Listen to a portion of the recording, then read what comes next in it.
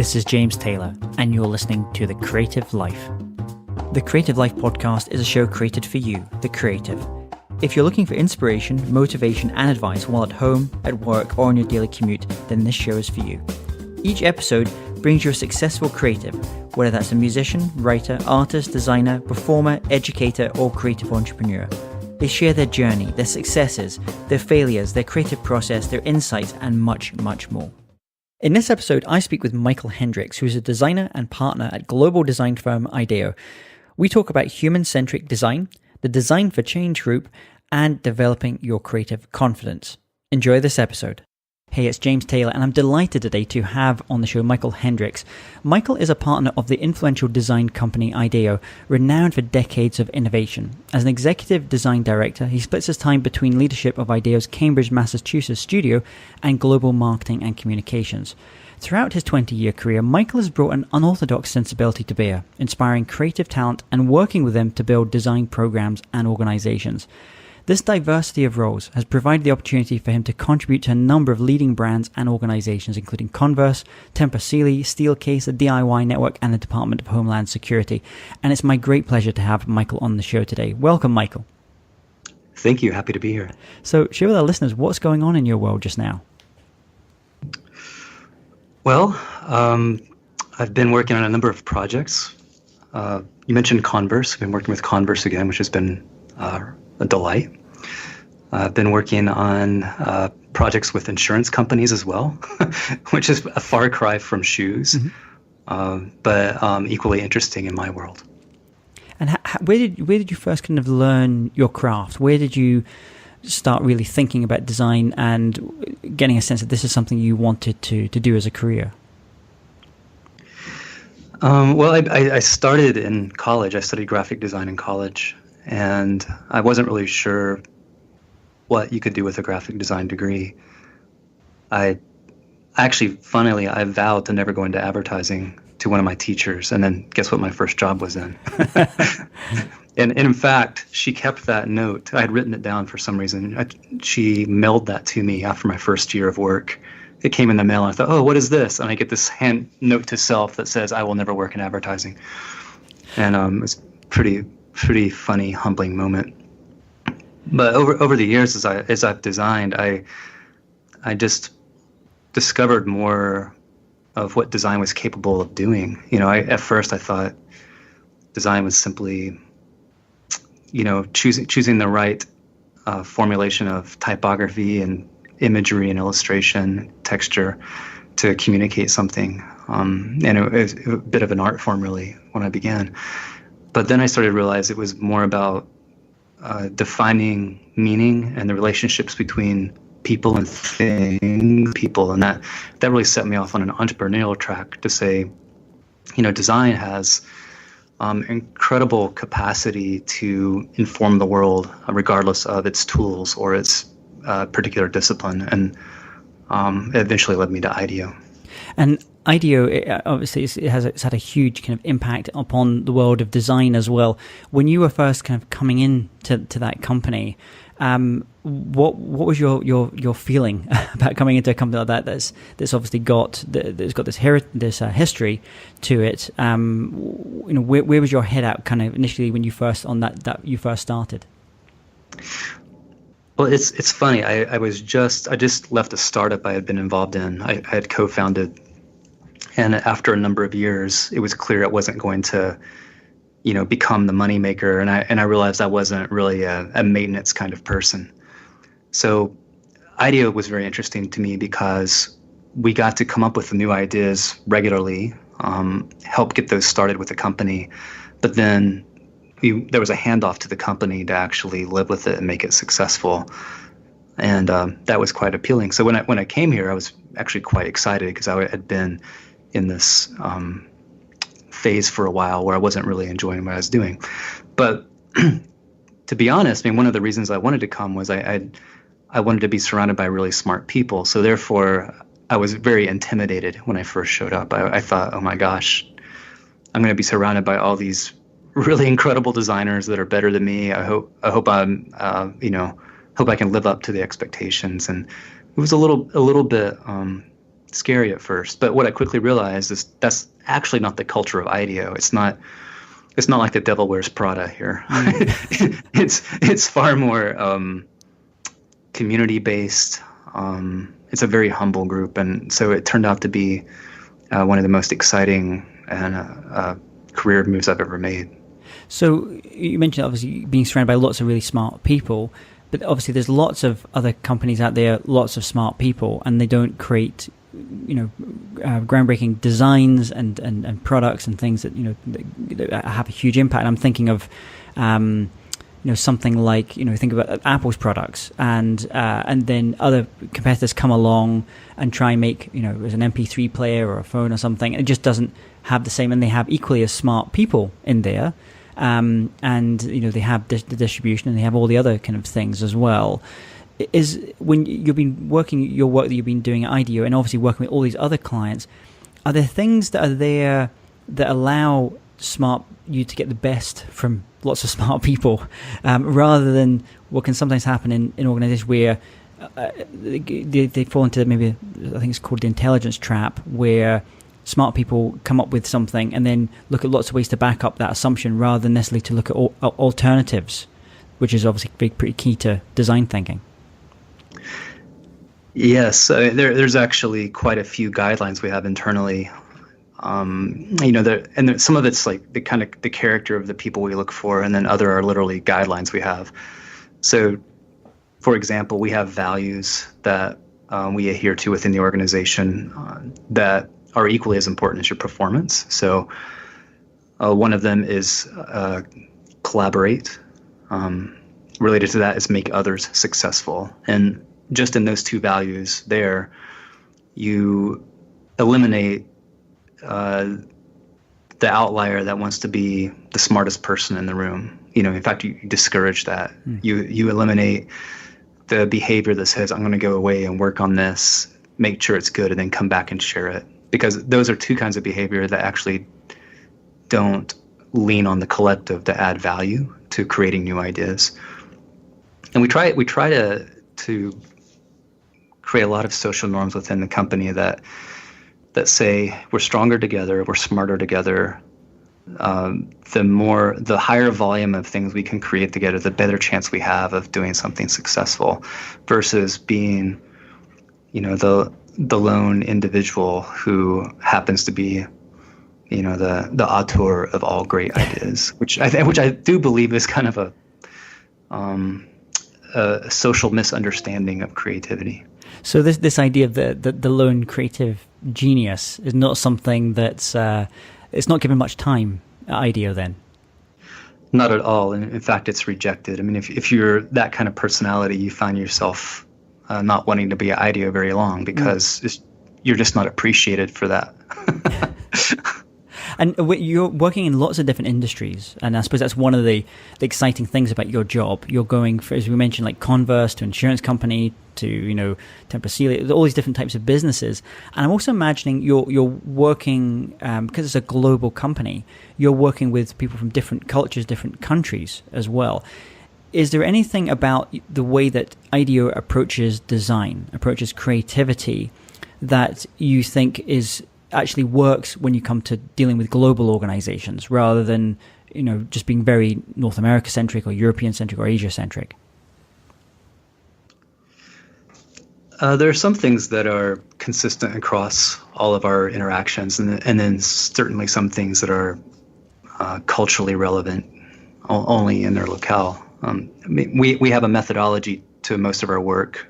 It's undergirded by a philosophy we call human-centered design, which says the inspiration for all design should start with people first. So rather than saying I have this clever idea based on some new technology that I've seen, what we're actually interested in doing is identifying the needs of people.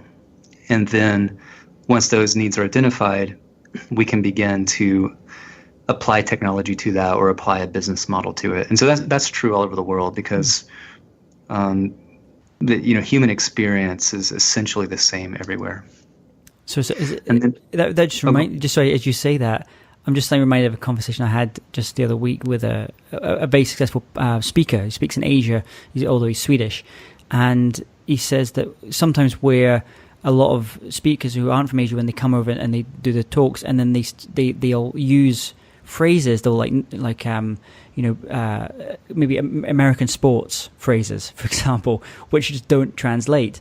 But he said the speakers that have done best when they, in terms of globally, are those that do give their talk from a human-centric perspective. They're not talking in little phrases that we hear that are maybe specific to an individual country. Yes, that's true, and I think it's actually hard to become aware of those. Unless once you do travel more, you do speak to more people, you can start to become aware of your own biases and your colloquialism.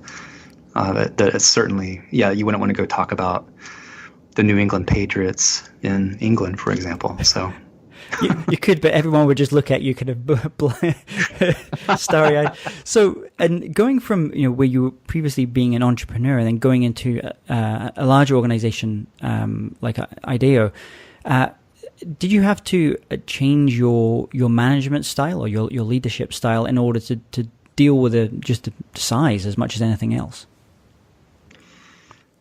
Yeah, I think I kind of came up to the ranks like a lot of people during my career, a lot of managers who tend to have more of a command and control mentality. Being at least you assume one of the smarter people, what needs to be done, and the hierarchy of your organization has you, bark orders at this person or that person, and then evaluate them based on how well they followed your order. And that's really true in most businesses, but even in creative businesses, that tends to be the norm. I mean, that's the way it works in advertising. You have a creative director who will guide the art director and the copywriter, and they may have the senior copywriter above them, et cetera, and everybody's approving or disapproving of the concepts. But what I learned quickly at IDEO is, like I said, there are certain ways to get rejected. I think that's one of the ways they get rejected is to actually tell people what to do. So we tried very hard to create a community of people that are autonomous and yet collaborative, so able to accept accountability for what they've committed to you for, but then also interested in hearing what you say and responding to that through collaboration. So I've found that to be a very different leadership style to preserve that type of community. And so when people maybe first start coming into the organization, and they're kind of having that induction, learning about those values that you mentioned, and learning about some of those kind of guidelines, are there things that maybe surprise them about coming into an organization that maybe if they've come from advertising or they've come from another design company or something, that they're a little bit kind of blindsided by and just don't expect? There's a lot. Two that I can think of right off the bat are every project team is dedicated to their client for the duration of that project without any other tasks, meaning you don't have to multitask, you don't have to manage multiple clients at once. That's new, that kind of focus. And usually most projects are 10 to 12 weeks. So that's full focus with the client for that period of time. There's also no account manager. So all interactions are directly with the client. And that's shocking to a lot of people that come in from other industries because they've never had that kind of intimacy with a client, which can actually be very scary the first time you have it. So if you think of an account manager, you think of someone that's quite sales orientated. And so how does that work? With the people that you have on that team that's working with that particular client, where does it even begin? How do you even begin to scope out what the problem is that they're trying to solve, and then put some kind of, okay, this is what we're going to try and achieve during this time together. This is how we're going to put a price on it as well. Well, there's a lot of people here that wear that briefing hat, so to speak, and including myself, and they're all designers though. So that begins with typically with a conversation with the client, stating the brief, reframing the brief, and then you eventually get to the scope of work that you want. But what's interesting about that at that point is when the team takes over, when the project lead takes over, they have to own it and they have to interpret it with the client, and it may change through the course of work without any involvement from whoever initially set it up. So there's not any kind of intermediary hearing the client or hearing the team and then translating back and forth. That is a direct feedback route, and that's actually what produces the best work, in our opinion, is to have that direct relationship with the client.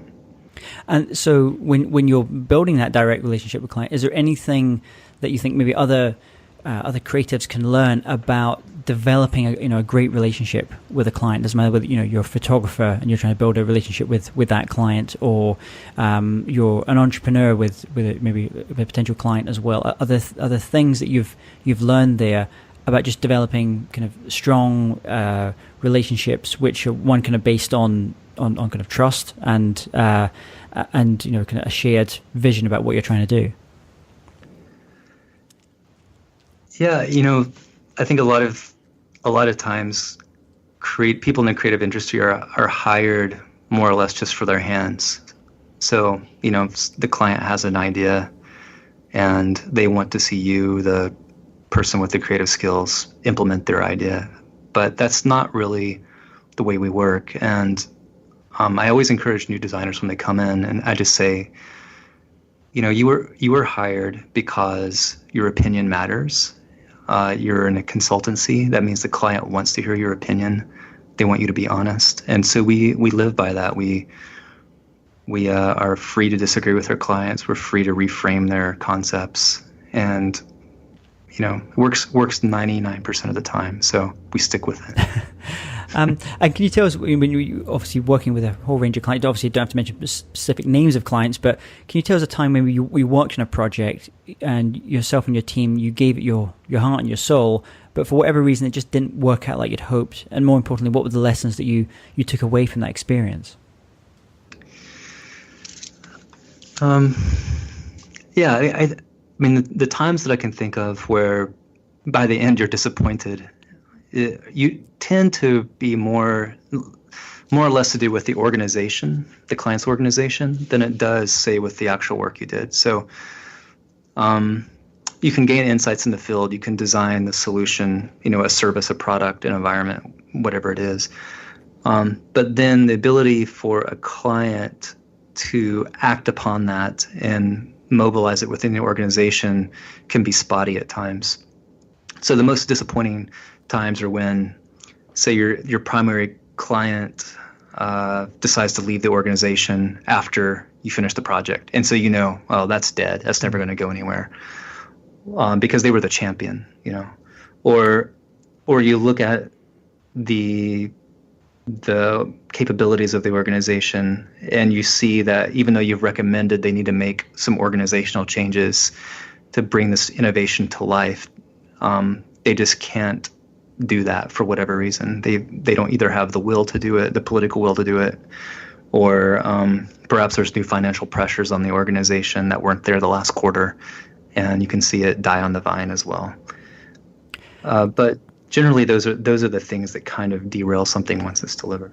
And is there things that you have in place as an organization to help organizations with your clients with the implementation bit, ensuring that something, obviously you mentioned you work in projects from like a 10 to 12 week process that you're kind of going through.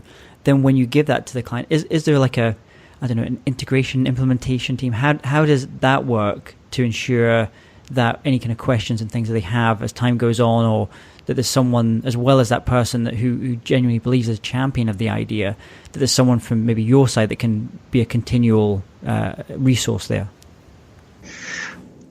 Well, today, for the most part, what we've done is, like I said, because a team is dedicated to a client, you build relationships, personal relationships with that client. And so a lot of designers just stay in touch. And, if a client has a question or needs some help figuring something out, we'll give them some time to try to make them successful. But I think what we're recognizing is there's actually a new service that's needed from us to help clients achieve these goals. So over the last couple of years, we've started a new service called Design for Change, which is kind of an organizational design group with more of a focus on what culturally needs to happen within an organization to be successful. So the methodologies are there, but I think what we're learning increasingly is just because you give people methods doesn't mean even if they follow them to the letter, that they're going to be successful, because they might have cultural challenges within the organization that really prevent them from implementing them as successfully as they could. So this is a relatively new service that you're going to be kind of providing to clients. Are you often asked that when you're working with clients that they'll say to you, I just wish we could bring what you have in and kind of spread it around the rest of the organization so it's not siloed into a particular department or a particular division of what we're doing? Yes and no. I mean, I think everybody wants the innovation magic, so to speak, in their organization. I mean, a lot of companies right now are creating what they call innovation labs, which are good and bad. I mean, they're still segregated from the rest of the organization, but they have an intention, less like an R&D group. They actually have intentions of creating new ventures and pushing them out into the world, a bit like a startup engine. Yeah. So that tends to be more of the norm. Companies that are willing to take on a broad organizational transformation are few and far between.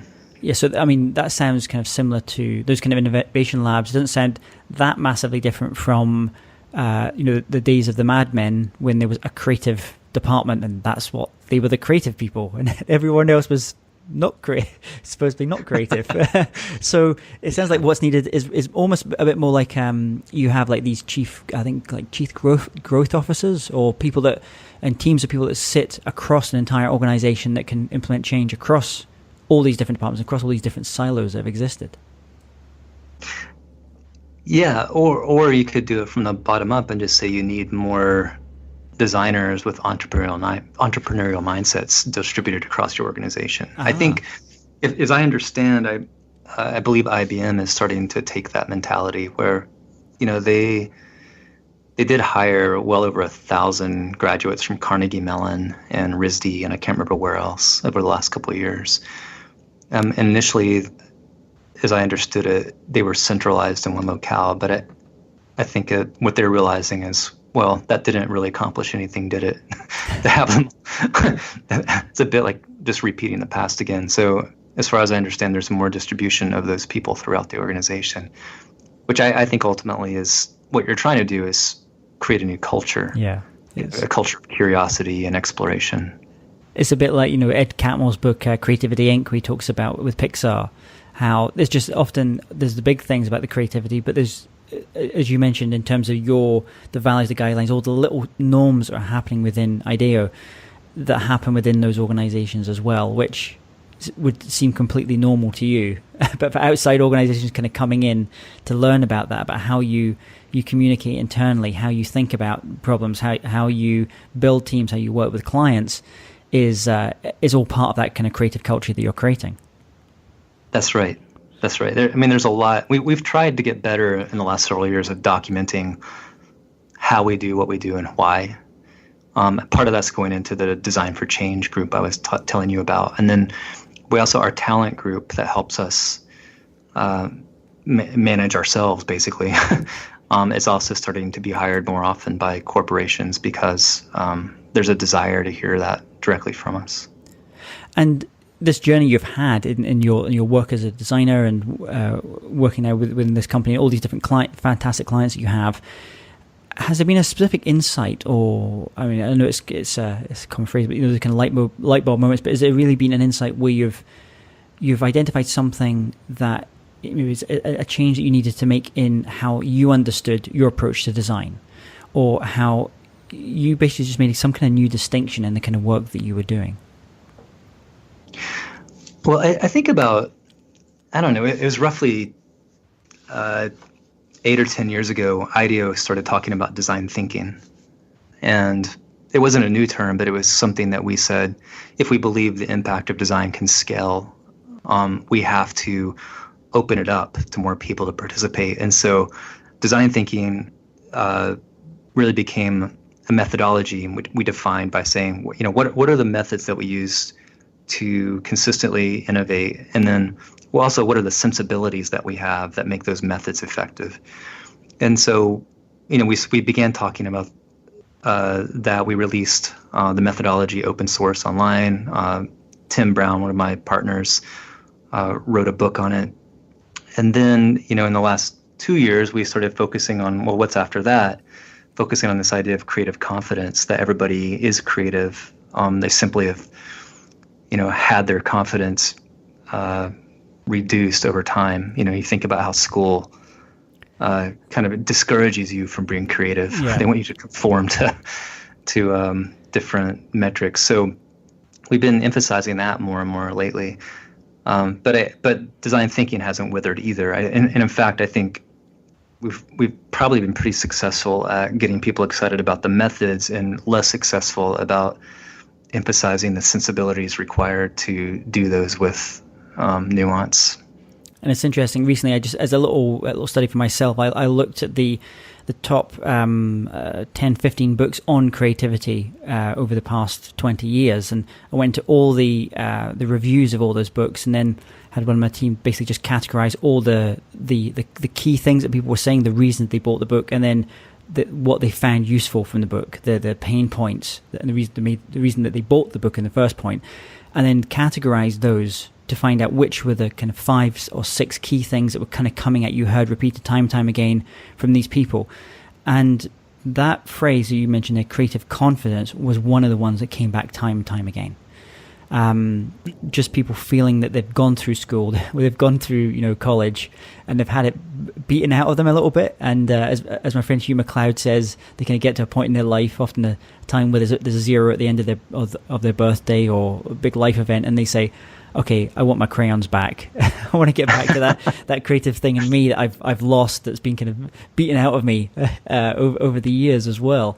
And I think that's I would imagine a lot of the organizations that you deal with as well, that sense of thinking about creativity as a skill, albeit as a thinking skill and as a process, is quite an appealing one to organizations. So it's not something that we mentioned like it's a lone genius, but it's something that we have from the start. It's kind of been knocked out of us a little bit, and it's about kind of reclaiming that and putting some frameworks and processes and ways of thinking about it. Yeah. Well, if you think about most large businesses, they've really discouraged their culture from being generative. It's really been focused on creating efficiencies. So that's a very analytical process, and you can have innovation within that as well, for sure. But it doesn't necessarily create new opportunities or identify new opportunities. And so I think that's why you see this clamoring for more creativity within organizations, because they realized, oh, we've gone down this one path, and you've squeezed about as much blood out of the turnip as you can, and now we have to do something else. Yeah. So it's almost like our brain developed to become really good at pattern recognition all the time, and which goes to that idea of analytical and being more efficient. But sometimes you actually need to kind of take a step back, and I'm actually kind of, do I have my ladder against the right wall? Am I climbing, doing it? Am I asking the right questions at the very start, necessarily than getting super efficient at doing that? Yeah. I mean, that's a great example, because we often have to reframe things for clients because the questions they come to us with have an assumed answer in the question. Like a good example would be, how can we improve our digital presence to increase our sales? Right. So there's an assumption that dropping sales are due to some kind of bad performance in digital presence. Yeah. Right. And we would say, well, how do you know it's actually the digital world that's affecting your sales? Right. There could be all kinds of other factors. So we go back and try to rescope that with them till we get to a brief that is open enough that doesn't try to define the answer in the beginning. And I think it's actually where most companies go wrong, is they converge far too soon on what they think the problem is. They're spending all their time when they think about maybe brainstorming around a specific question where maybe it's the wrong question that they're asking, or the question needs to be reframed in some way. Exactly. So, for example, I mentioned insurance earlier. we were approached a couple of years ago by Mass Mutual, who is a life insurance company, and they said, how do we get millennials to, buy our products, basically? And, we said, well, that's probably not the right question. I mean, what we need to be looking at is kind of the broader challenges of financial fluency and financial literacy in a generation. And so we stepped back and rescoped from that point of view, and that led us in a new direction for the company.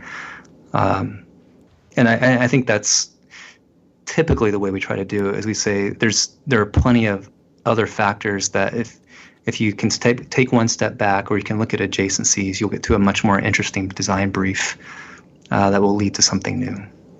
And just kind of switching up here a little bit, obviously, your organization, you're using, I would imagine, lots of pretty cool tools and ways of manipulating information and doing the kind of design work you do.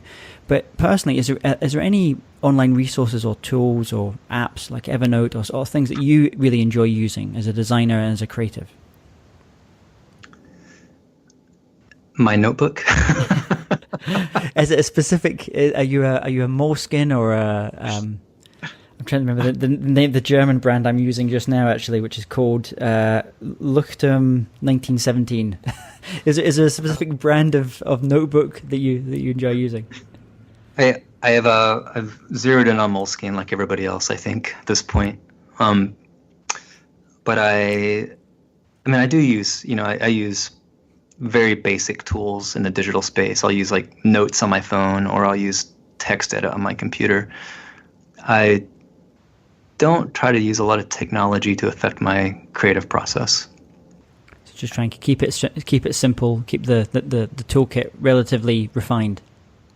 I think so, because for my personality, I get distracted by the technology. Okay, so the bright shiny thing syndrome, which I'm sure a lot of creatives suffer from as well. And also, just as we start to finish up here as well, if you could recommend just one book to our listeners, and also one record, one album that really inspires you, what would those be? So I've been reading Kevin Kelly's new book, The Inevitable. Do you know this book? No, but Kevin Kelly was the 1,000 fan concept. Is that the same? There is two Kevin Kellys. I always get them mixed up.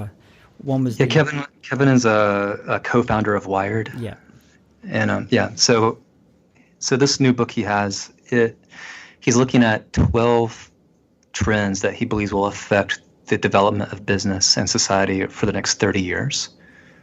They're really fascinating, and I would certainly check out that book. And is there one in particular that he's mentioned that you feel, especially for the work you do and the clients that you work with, that is going to have a real profound effect?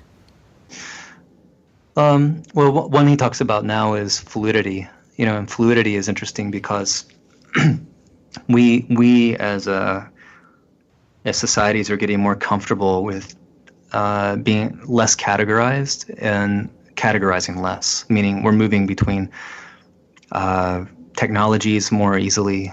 We're moving between our self-expression more easily. So if it used to be like you could categorize teenagers by those are the sporty kids or the jocks, those are the artistic kids, those are the literary kids, etc. And those kinds of definitions are going away. You see that in gender. We're back into a gender fluidity phrase. And so he's just saying that trend is going to continue over time, where you see less categorization as defining individuals or services or communities of people, and more fluidity between them, which I think for marketers and innovators can be a little harder to try to figure out, because all the tools developed to date have been so focused on trying to pinpoint, that one desirable feature for that particular group and particular mindset, and the mindset shifting. So now marketers are having to think, rather than just doing traditional kind of demographic type of things and looking at our product is for this type of person and this income bracket and living in this place and at this age. the way that individual identifies themselves is going to be a lot more complex, I suppose. So how? I mean, you're working with marketers all the time. How will they even start to think about how to market to those, a market of one, which, because if everyone has all these different layers and identities as well, is there something that goes across them? Is it so it's more like psychographics ends up being, or what happens? Well, I think, organizations, companies have to start thinking more in terms of what value they offer in those different exchanges or during those different personalities. So some companies may need to develop a larger suite of products. Some companies may need to get more comfortable with being side by side with competitive brands, and maybe even collaborating with those competitive brands to stay relevant in a consumer's life. Fascinating. It's a much different way of working, for sure. Great, and we'll put this on the show notes as well. So, and what would the record be, or what would the album be? Oh, that's harder. For enjoyment or for some insight? For you, or is it a record that you've? And I was about to say gifted to more people, but people don't gift records anymore. So, is it one you've shared more with? You've shared the Spotify link more often. Well, there's an interesting record I'll tell you about that. It may not necessarily be something people want to listen to regularly, but I find it interesting. The name of the artist is called The Caretaker, and I can't recall the name of the album, but I'll explain it to you very quick. What he did is he found a set of old 10-inch records, and these would be, I believe, pressed in the 1920s, somewhere around there. And the records, he put them in order of deterioration. So they kind of go from a pretty clearly defined audio recording into more static and more static and more static. And he's mixed them so that you kind of go through from this journey from clarity into obscurity and the static, and then sometimes things pop in and out that you miss them. And what he was really trying to do is created an audio story of Alzheimer's. And it's actually just such a interesting concept, and it sounds like it might be a hard thing to listen to, but it's actually not. It's quite enjoyable. It's worth checking out. That's fascinating, because it's interesting with Alzheimer's, and where they say that the listening is the last thing that will go often. Because there's great things on YouTube, watching people, maybe elderly people with Alzheimer's, where they'll play music from their youth, and they'll, something happens, which doesn't happen with visual things, or even sometimes taste as well. That's fascinating. So we'll definitely put that on the show. That's Caretaker. I'll get all the links for that and put that into the show, so people can, listeners that are listening to this just now, you can go and check that out. So a final question for you: if you could. Let's imagine you woke up tomorrow morning and you had to start from scratch. So you have the tools of your trade, your Moleskine notebook and your pen, and the knowledge you've acquired over the years, but you have no contacts, no one knows who you are. You have to restart. How would you restart? Well, that's intimidating. I think, at this point, I have enough confidence in my creative ability that I probably would just define a project for myself and create it as fast as I could, so I had something tangible to share with people. And I'm not even sure if that would be, something through my design craft, or something through music, or both. But I think the value design brings to the world is really the ability to make ideas tangible. And then once those ideas are tangible, you can create momentum within organizations. So rather than talking about my pedigree or speaking in abstraction about what I'm capable of, I'd rather just make something interesting that would cause conversation, and then help people understand what it could mean for them. Wonderful. So what's the best way for listeners to connect with you, to learn more about the work that you do as a designer, and also the work of IDEO? Well, you can visit IDEO's website. We're actually redesigning the site right now, and will launch as a new site in October. But if you want to preview that, you can go to new.ideo.com. And then you can follow me on Twitter. It's rmichael. Wonderful. Well, Michael, thank you so much for coming on the show. It's been a pleasure speaking to you today, learning a little bit more about design thinking and about creative confidence as well. I look forward to seeing many of your designs and much of your work as time goes on as well. Thanks, James. I really enjoyed it. Hey, James Taylor here again. And if you're interested in living a more creative life, then I'd love to invite you to join me as I share some of the most successful strategies and techniques that high-performing creatives use. I put them all together in a free downloadable ebook that you can get by going to jamestaylor.me. That's jamestaylor.me to get your free downloadable ebook on creativity.